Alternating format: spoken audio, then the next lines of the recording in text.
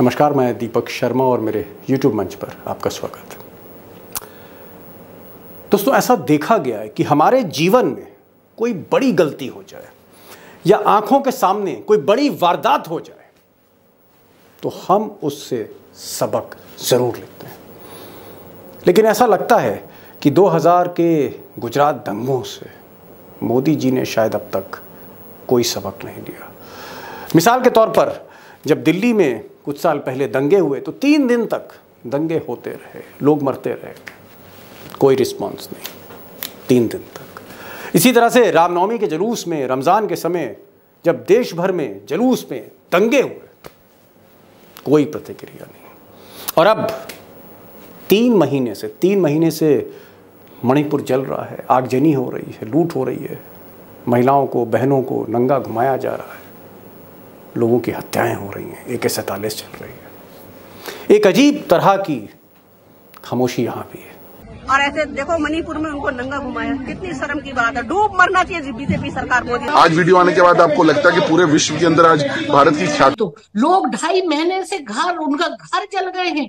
5000 के लगभग घर जल गए हैं। 60,000 लोग आज कैंपों में रह रहे हैं। What is the meaning of Bhajpa? बेटी जलाओ पार्टी। अब दोस्तों, जो बड़ा सवाल है वो ये है कि अगर चीफ जस्टिस चंद्रचूड़ दखल ना देते तो क्या जलते हुए मणिपुर पर सरकार अब तक खामोश रहती?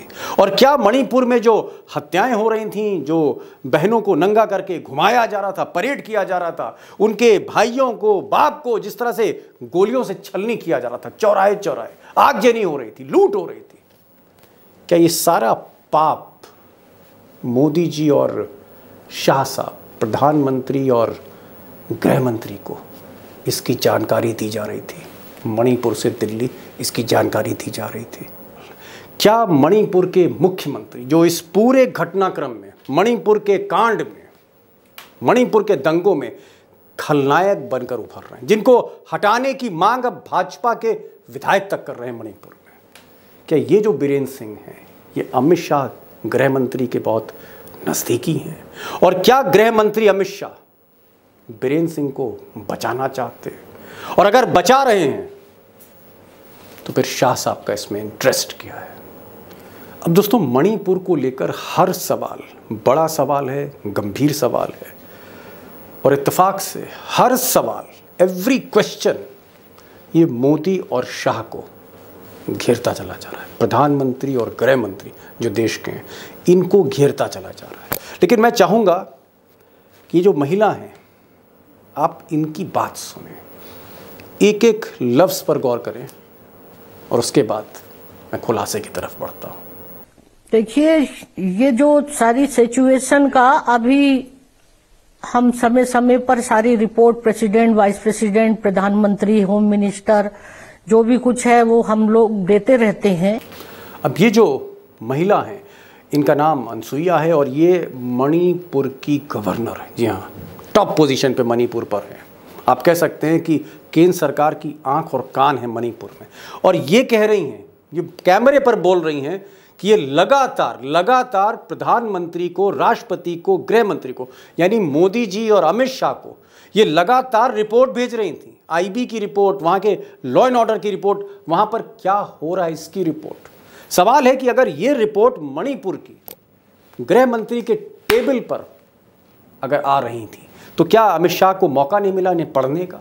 और अगर पढ़ा तो अमित शाह ने कार्रवाई क्यों नहीं की? और सबसे बड़ी चीज़ कि अमित शाह जब मणिपुर गए, 3 दिन रहे, उन्होंने रिव्यू मीटिंग करी चीफ सेक्रेटरी के साथ, DGP के साथ, मुख्यमंत्री के साथ, गवर्नर के साथ, और जब FIR लिखी जा चुकी थी तो उन्होंने सुध क्यों नहीं ली कि मणिपुर में हमारी बहनें, महिलाएं, इनको नंगा करके AK-47 की नोक पर इनकी परेड कराई जा रही है, दुष्कर्म हो रहे हैं, हत्याएं हो रही हैं, इसका संज्ञान क्यों नहीं लिया? 77 दिन क्यों लग गए एक्शन लेने में? 77 दिन क्यों लग गए मोदी जी को बोलने में? मेरा हृदय पीड़ा से भरा हुआ है, क्रोध से भरा हुआ है। मणिपुर की जो घटना सामने आई है, किसी भी सभ्य समाज के लिए ये शर्मसार करने वाली घटना है। अब दोस्तों, जो सबसे सरप्राइजिंग बात है वो ये है कि हर हफ्ते एवरी वीक गवर्नर की रिपोर्ट जा रही है और वो गवर्नर इंटेलिजेंस इनपुट के ज़रिए बता रही हैं कि मणिपुर में क्या क्या हो रहा है, कहाँ कहाँ आग लग रही है, कहाँ कहाँ दुष्कर्म हो रहा है, कहाँ कहाँ हत्याएं हो रही हैं, बस्तियाँ की बस्तियाँ जलाई जा रही, 50-50 हज़ार लोग बेघर हो रहे हैं, मोहल्ले खाली हो रहे हैं। लेकिन वो रिपोर्ट्स गृह मंत्रालय में पढ़ी नहीं जा रही, प्रधानमंत्री कार्यालय में पढ़ी नहीं जा रही। और उसके ऊपर जब अमित शाह 3 दिन मणिपुर जाते हैं तो उनको कोई बताता नहीं है कि यहां पर महिलाओं को निर्वस्त्र किया जा रहा है। वो तो जब वीडियो आता है तब मोदी और अमित शाह की आंखें खुलती हैं। सवाल इस बात का है कि जो प्रधानमंत्री के चीफ सिक्योरिटी एडवाइजर हैं, नेशनल सिक्योरिटी एडवाइजर, मुख्य सुरक्षा सलाहकार, जिन्हें जेम्स बॉन्ड कहते हैं, अजीत डोभाल, जिनकी नजर हर अंधेरे तक जाती है।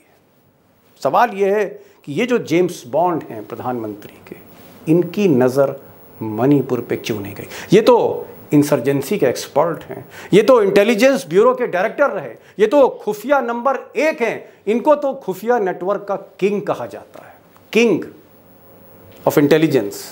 ये किंग कैसे फेल हो गया? इस किंग के होते हुए, अजीत डोभाल के होते हुए, अमित शाह के होते हुए, पेगासस जैसे खुफिया तंत्र और स्पाईवेयर के होते हुए गच्चा क्यों खा गए मोदी?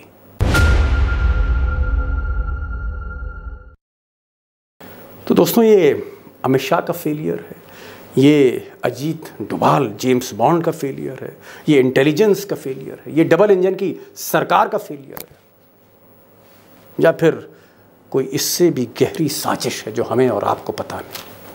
मैं चाहता हूं हर परत को खोलना, क्योंकि ये जो सवाल है मणिपुर के जलने का और उसको ढकने का, छुपाने का, ये हिंदुस्तान के मुस्तकबिल के लिए बहुत बड़ा सवाल है। और आज मैं एक ऐसे शख्स को आपके सामने ला रहा हूं जिस कुर्सी पर कभी अजीत डोभाल बैठते थे, उसी कुर्सी पर यह शख्स बैठा था, special director intelligence bureau Yashovardhan Azad. इनको भी किंग कहा गया खुफिया नेटवर्क का, और आज यही कैमरे के सामने होंगे। और सबसे बड़ी बात, यशोवर्धन आजाद एक सीनियर आईपीएस ऑफिसर, इनके नाम के आगे आज़ाद यूं ही नहीं लिखा, इनकी आवाज़ आज़ाद जैसी है, बेखौफ है और ये खुलकर बोलते हैं। मेरी गुजारिश है, इनसे जो आज बातचीत हो रही है उसको आखिर तक सुनिएगा, एक एक लफ्ज़ को सुनिएगा। इस बेखौफ इंटेलिजेंस ब्यूरो के former officer, special director Yashovardhan Azad, खुलकर बात होगी मोदी पर, अमित शाह पर, डोभाल पर, सिस्टम के फेलियर। मेरा पहला जो सवाल आपसे है वो ये है कि आप बरसों बरस, एक आईपीएस का लंबा कैरियर आपका जो है वो गृह मंत्रालय में, और गृह मंत्रालय में भी इंटेलिजेंस ब्यूरो में आप स्पेशल डायरेक्टर रहे, तो पूरी देश की आप आंख थे, कान थे एक समय में। मैं ये जानना चाह रहा हूं, मणिपुर में जो हुआ, गवर्नर कहती हैं कि उन्होंने हर हफ्ते रिपोर्ट दी गृह मंत्री को, गृह मंत्रालय को, उनकी प्रधानमंत्री से भी बात हुई, मुख्यमंत्री कुछ और बोलते हैं, सिक्योरिटी ऑफिसर्स भी वहां पर, सिक्योरिटी अपरेटस भी पूरा था, जो एमएलएज हैं खासकर बीजेपी के, वो भी कहते हैं कि कहीं ना कहीं हम ऊपर तक खबर दे रहे थे लेकिन एक्शन नहीं हुआ। आपको क्या लगता है कि ये एक इंटेलिजेंस फेलियर है या एक ये एडमिनिस्ट्रेटिव फेलियर है? मैं समझता हूं दोनों फेलियर है। इसको अगर मैं एक शब्द में बांधूं तो ये होगा politico administrative and police failure. क्योंकि देखिए, 3 चीजें कहूंगा मैं शुरुआत में ही आपको। सबसे पहले ये कि पूरी मशीनरी को ये मालूम था कि सॉलिडारिटी मार्च जब 4 तारीख को हुआ तो उसमें कुछ अवांछनीय तत्व मिले थे, कुछ लोगों के पास AK-47 थे, तो स्थिति यहां से बिगड़ने वाली थी। उस समय किसी ने उस पर कार्रवाई नहीं की, न तो उन अवांछनीय तत्वों को पकड़ने की कोशिश की, और स्थिति को छोड़ दिया गया। नंबर 2, जब स्थिति और बिगड़ी तो उसमें जो हमारा एडमिनिस्ट्रेटिव और पुलिस अपरेटस तुरंत हरकत में आ जाता है। जैसे एक छोटी सी चीज आपको सबको सर्वविदित है कि आर्म्स लुटे या लुटवाए गए जो भी, तो उनमें तत्काल केस रजिस्टर करने के बजाय तत्काल सीसीटीवी या जो भी जिसके जरिए पता लगाने के बजाय सर्वविदित था किसने लिया है, कार्रवाई नहीं की गई, केस नहीं दर्ज किए गए, बल्कि झोले लगाए बाहर में भीख मांगने के लिए कि हे दाता हमें वापस आप अपने वेपन्स दे दीजिए। और तीसरी बात जो सबसे इंपॉर्टेंट बात है, किसी भी जगह में जब भी ये एडमिनिस्ट्रेटिव पुलिस एपरेटस काम करता है तो वो एक पॉलिटिकल निर्देशन के तहत करता है, एक पॉलिटिकल एग्जीक्यूटिव जो कि एक परिपक्व लीडरशिप देती है और वहां पे सही निर्देशन देती है। उसका आपने देखा को बिल्कुल ही अभाव था जी। इन तीन चीजों ने मणिपुर की स्थिति को बिल्कुल ही भयावह बना जी। अता साहब एक चीज और, क्योंकि आप इंटेलिजेंस ब्यूरो में रहे, आप गृह मंत्री, गृह मंत्रालय के पावर्स को, कैसे गृह मंत्रालय काम करता है हमारे देश में समझते हैं। गृह मंत्री जो हैं उनकी डबल इंजन की सरकार है, वो इम्फाल जाते हैं, 3 दिन रहते हैं, रिव्यू करते हैं, डीजीपी के साथ रिव्यू करते हैं, पुलिस प्रमुख के साथ, होम सेक्रेटरी के साथ रिव्यू होता है, मुख्यमंत्री के साथ रिव्यू करते हैं, फिर चीफ सेक्रेटरी के साथ सब कोई बैठा है वहां पर, सारे पुलिस अधिकारी बैठे हैं। और वहां पर ये जो वायरल वीडियो वाली एफआईआर है, या जो मुख्यमंत्री कहते हैं कि ऐसी तो 100 घटनाएं हो चुकी हैं, चौराहे चौराहे पे इस तरह से की घटनाएं हुई हैं कि महिलाओं को, हमारी नागरिकों को, बहनों को नेकेड किया गया, घुमाया गया बंदूक की नोक पे। तो अमित शाह साहब की या तो नजर नहीं पड़ी, या उनके सामने फाइल नहीं रखी गई, या फिर कुछ और है। मतलब मेरे समझ में नहीं आ रहा कि गृह मंत्री 3 दिन तक रहे इम्फाल में, एक छोटा सा स्टेट है, छोटी सी आबादी है, और अगर 100 से ज्यादा एफआईआर हैं महिलाओं को नेकेड करने की, तो क्या नजर नहीं पड़ी या फाइल रखी नहीं गई, क्या हुआ होगा? सबसे पहली बात तो ये है कि अगर मुख्यमंत्री ये कहते हैं कि ऐसा एक वाकया नहीं हुआ है बल्कि इतने ज्यादा हुए हैं, तो उनको ऑन रिकॉर्ड बोला आजाद साहब, ऑन रिकॉर्ड। हाँ, तो उनको इस्तीफा देना चाहिए तत्काल, और इस्तीफा अगर नहीं देते हैं तो उन्हें निकाल देना चाहिए। और मैं समझता हूँ सबसे बड़ी भूल अभी जो केंद्रीय सरकार कर रही है कि इनको नहीं हटा रही है, क्योंकि वीरेंद्र सिंह को वहां का मैती किंग माना जाता है और वहां मुख्यमंत्री है।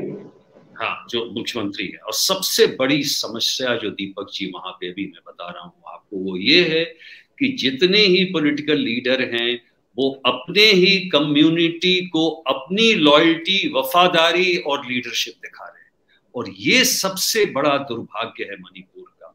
मणिपुर में अभी जो लीडरशिप चाहिए वो चाहिए ये एथनिक लोगों से ऊपर बढ़ के पूरे प्रदेश के सोचने के बारे में, और वो अभी नहीं हो रहा है संभव। जैसा कि आपने कहा कि देखिए एक गवर्नर है, गवर्नर साहिबा अपनी रिपोर्ट जरूर भेजती होंगी, चाहे आईबी की रिपोर्ट हो, सेंट्रल एजेंसी की रिपोर्ट, तो मैं ये नहीं समझता कि जो सही वाक्य है वो पहुंच नहीं रहा है।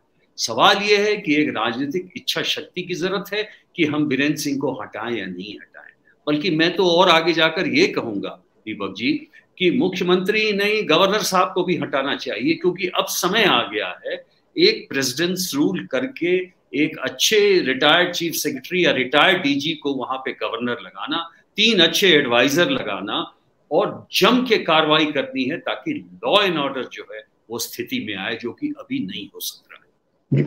एक सवाल और कि विधायक जो हैं, बीजेपी के विधायक मणिपुर के, वो समय मांग रहे हैं होम मिनिस्टर से, वो चिट्ठी लिख रहे हैं प्राइम मिनिस्टर को।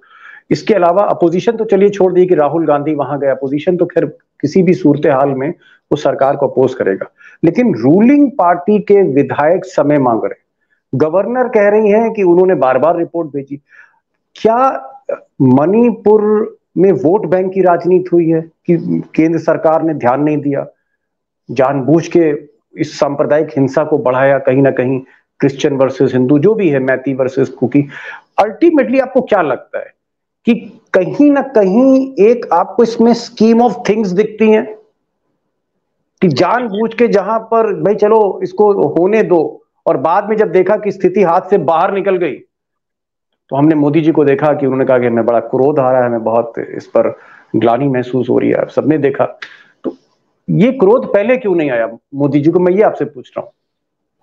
देखिए, एक बात तो है दीपक जी कि चाहे किसी की भी सरकार हो, चाहे बीरेंद्र सिंह हो, चाहे मोदी जी हो, ये नहीं चाहेंगे कि इस तरह का एक सांप्रदायिक तनाव बने, एथनिक क्लैश बने, ये कोई भी नहीं चाहेगा इसमें। मैं इसमें अक्षम्यता समझता हूं, जो कि ये इनका जो एडमिनिस्ट्रेशन कोलैप्स हुआ है, मैं समझता हूं ये एडमिनिस्ट्रेटिव कोलैप्स है।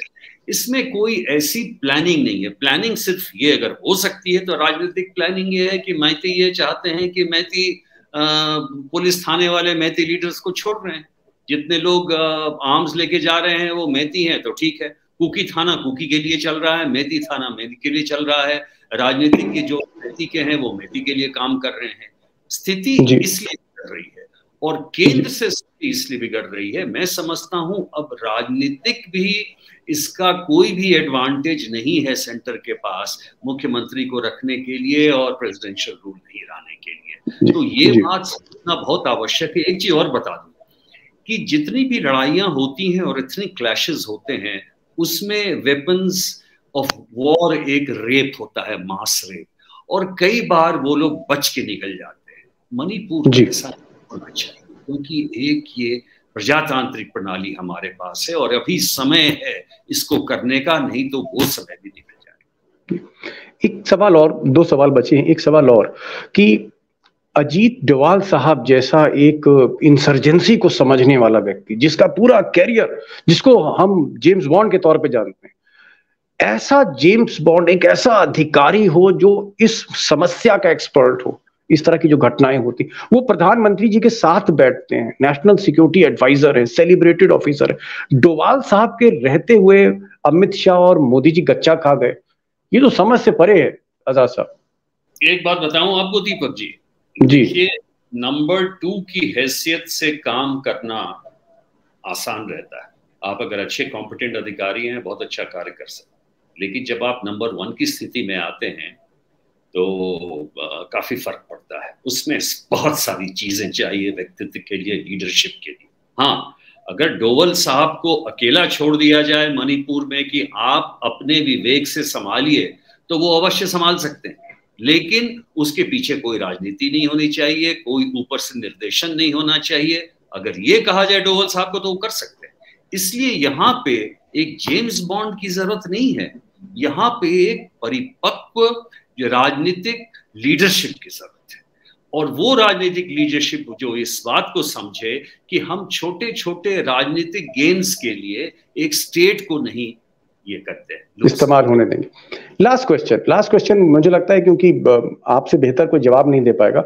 हमने देखा, अमित शाह को देखा या मोदी जी की सरकार को देखा कि जब भी सांप्रदायिक हिंसा होती, जैसे रामनवमी और रमजान जब पड़ा पिछले साल, बहुत से जुलूस निकले, उसमें हिंसा होती गई, यूपी में हुई, पश्चिम बंगाल में हुई, वो 8 दिन 9 दिन, फिर वो गुजरात से लेके महाराष्ट्र कर्नाटक तक हिंसा होती रही।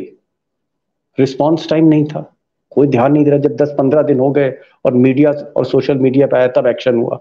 हमने दिल्ली का दंगे देखे, दिल्ली जहां गृह मंत्री की भी सीट है, प्रधानमंत्री की भी सीट है, आपके इंटेलिजेंस ब्यूरो का हेडक्वार्टर भी है, इतनी फोर्स भी है, दिल्ली में दंगे होते रहे। पहले दिन, दूसरे दिन, तीसरे दिन, 36 घंटे के बाद उन दंगों को संभाला गया। तो ये जो दंगे होते हैं, चाहे वो दिल्ली का दंगा हो, रामनवमी और रमजान के बीच में दंगे हो, या मणिपुर का दंगा, रिस्पॉन्स टाइम इतना डिले क्यों है? दंगे प्रायोरिटी क्यों नहीं है? एक ऐसे मुल्क की जहां पर दंगों का इतिहास रहा हो, why the response time is so let? उसके बारे में मेरी जो सोच है बहुत ही स्पष्ट है। ये स्थानीय अधिकारी अक्षम है, उनके चलते। कोई भी ये गलत है कहना कि सारे निर्देश होम मिनिस्टर से आते हैं या किसी से आते हैं। अगर दिल्ली में अक्षम पुलिस कमिश्नर नहीं होते, उसी समय एक्शन करते, अगर फायरिंग होती या जो भी होती, तो स्थिति एक दिन में काबू में आ सकती थी। और मैं आपको बिल्कुल विश्वास से बताना चाहता हूं कि चाहे होम मिनिस्टर को अच्छा लगे या बुरा लगे, लेकिन हर होम मिनिस्टर ये चाहता है कि कम्युनल वायलेंस नहीं हो।